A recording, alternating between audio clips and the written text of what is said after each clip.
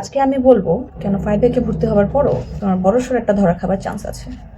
আমি নিজেই ফাইভ ব্যাকে ভর্তি থাকার 2.5 মাস পরে ফাইভ ব্যাক ছেড়ে দিছিলাম, কারণ আমার কাছে মনে হয়েছিল হয়তো নদীর উপরে ঘাস বেশি সবুজ। সো হ্যালো, আমি অনামিকা। এবছর মেডিকেল অ্যাডমিশন টেস্ট দিয়ে বর্তমানে খুলনা মেডিকেলে ভর্তি আছি। আর নিচে দেওয়া হোয়াটসঅ্যাপ নাম্বারে যে কোনো প্রয়োজনে নক দিতে পারো। তো এবার আসি আসল কথায়। গত বছর প্রথমবার এক্সাম্যাট ফাইট ব্যাক লঞ্চ করে।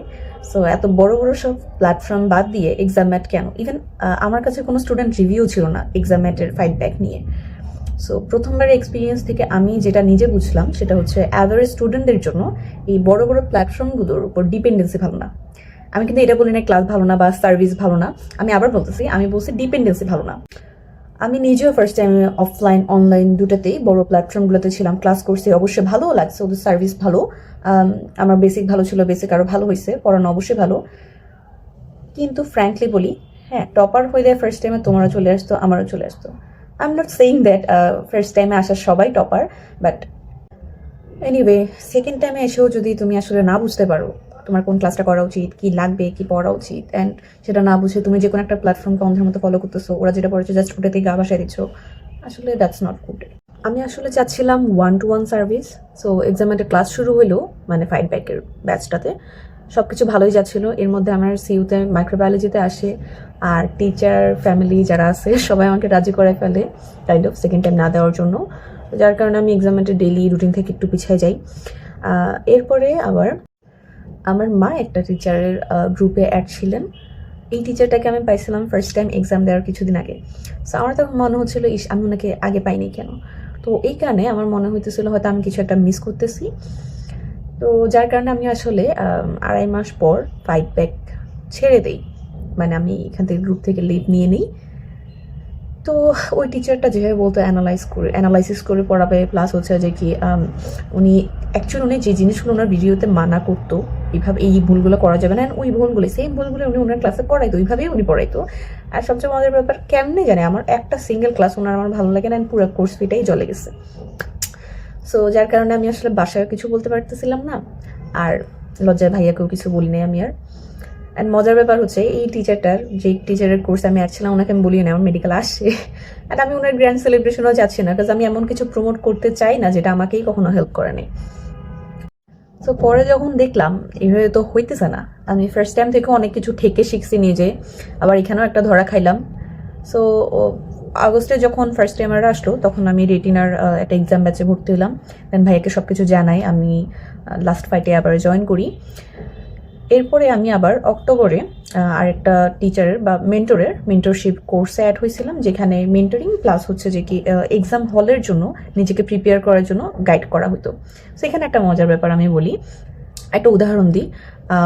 যেমন আমাকে আমার মেন্টর বলছিল যে এক্সামের ঠিক কতদিন আগে আমার রিভিশন ম্যাটেরিয়াল রেডি থাকা লাগবে, কীভাবে বানাতে হবে, অ্যান্ড সো দ্যাট আমি খুব কম সময়ে এক্সামের আগে অনেকগুলো জিনিস রিভাইজ করতে পারি। অ্যান্ড আমি আসলেই করতে পারছিলাম। আমার মনে আছে এক্সামের 2 দিন আগে একদিনের মধ্যে আমি কেমিস্ট্রির দুটোটা পেপার বই ফুল রিভাইজ করছিলাম। অ্যান্ড ইভেন ওই দিন আমি মনে হয় ফিজিক্সেরও সূত্র টুত্র আরও অনেক কিছু দেখছি। সো এই জিনিসটা আমার আসলেই কাজে দিছে। অ্যান্ড এবার আসি, ইসমাম ভাইও আমাকে সেম অ্যাডভাইসটাই দিছে, অ্যান্ড অনেক ডিটেলসে বলছে, উনি এটাই বলছে। বাট এর সাথে উনি যেটা করছে, উনি আমাকে রিভিশন ম্যাটেরিয়াল গুছাই দিছে, সাজাই দিছে। তোমরা যারা লাস্ট ফাইট ছিলা বা ওইটার ফ্রি ভিডিও দেখছো বুঝতে পারবা। সো রিভিশন ম্যাটেরিয়ালস ওই টাইমে গুছাই দেওয়াটা কেন ইম্পর্টেন্ট ছিল, আসলে এক্সামের ঠিক ওই মুহূর্তটাতে আমার যখন এত পড়ার প্রেশার থাকে তখন আলাদা করে নিজের রিভিশন ম্যাটেরিয়াল বানানো একটু টাফ হয়ে যায়। আমি বলছি না বানানো উচিত না, বানানো উচিত, অনেক ভালো। বাট যাদের হচ্ছে আগে বানানো ছিল না, এক্সামের লাস্ট মোমেন্টে এসে বানানো টাফ হয়ে যায়। তো এই ক্ষেত্রে আমি যেটা দেখলাম, উনি আমাকে প্রপার গাইডলাইনও দিতেছে, সেই সাথে আমার যেটা লাগতেছে ওইটাও প্রোভাইড করতেছে। আমি একটা কথা আগেও বলছিলাম যে আমি সেকেন্ড টাইম দিচ্ছি মূলত ইসমাম ভাইয়ার কথায়। অ্যান্ড এই জিনিসটা হাস্যকর বটে, আবার অতিরঞ্জিতও শোনায়। কারণ একজন অনলাইন পার্সোনালিটি যিনি আমাকে চিনেই না, আমি ওনাকে চিনি না পার্সোনালি, তার কথা আমি কেন আমার লাইফের একটা মেজর ডিসিশন নিব? বাট আমার ক্ষেত্রে যেটা হয়েছে, একজন অফলাইন টিচার একটা স্টুডেন্টকে যেই জায়গাটা প্রোভাইড করে, আমি সেই সাপোর্টটাই ফাইট ব্যাক থেকে পাইছিলাম গতবার। এবার বলি আমার যেটা সবচেয়ে বেশি ভালো লাগছে সেটা হলো কারো পড়ানো ভালো, কারো মেন্টরিং ভালো, কারো সাজেশন বা অ্যানালাইসিস ভালো। তবে আমি আমার শিক্ষা জীবনে এটা খুব কমই পাইছি যে টিচারদের সব কিছুই ভালো, মানে অল ইন ওয়ান টাইপের কিছু টিচার আছে। সো ইসমাম ভাই ওরকমই একজন। উনি কেমনে জানে আমি জানি না, মোটামুটি গড়ের সবগুলো সাবজেক্টই ভালো করে পড়ায়। আর মেন্টরিং বলতে তো এখন ভাই সবাই যেহেতু এটা চলতেছে, কোর্সের সাথে অনেকেই মেন্টরিং লাগাই দেয়, বাট প্রপার অ্যাকচুয়াল মেন্টরিং বলতে বুঝায় এমন একজন মানুষ যে তোমাকে স্বাবলম্বী করবে। স্বাবলম্বী বলতে চিন্তা ভাবনায়, হ্যাঁ, এমনভাবে তোমাকে বুঝাবে নেক্সট টাইম থেকে তুমি নিজেই বুঝতে পারবা তোমার জন্য কোন মুহূর্তে কোন ডিসিশনটা সবচেয়ে বেস্ট হবে। আর ওনার অ্যানালাইসিস আমি কি বলবো ভাই, ওটা তোমরাই দেখে নিতে পারো, ওনার কিছু ফ্রি ভিডিও আছে। আশা করি তোমরা যথেষ্ট বুদ্ধিমান হলে নিজেরাই বুঝবা। কেন বললাম নিজেরা বুঝতে পারবা, কারণ সাজেশন বা অ্যানালাইসিস বলতে আমি এটা বুঝাই নাই যে ধরো বলে দিলাম এটা দাগে দিলাম, এটা ইম্পর্টেন্ট, দেখবা এখান থেকে চলে আসবে। এটা সবাই পারে, এটা আহামরি স্পেশাল কিছু না। ইভেন তুমি নিজেও পারবা তোমার কাছে যদি একটা কোয়েশ্চেন ব্যাংক থাকে। বাট ব্যাপারটা হচ্ছে যেহেতু একবার এক্সাম দিচ্ছে, তুমি জানো অনেক ইম্পর্টেন্স জিনিস আছে, তুমি জানো ইম্পর্টেন্ট, তুমি পড়ছো, স্টিল তুমি পারতেছো না কোনো কারণে, অথবা তুমি এক্সামে ভুল করতেছো ওই টপিকটা থেকে বারবার, তুমি জানো ইম্পর্টেন্ট, স্টিল তুমি ওটাতে 100% আউটপুট দিতে পারতেছো না।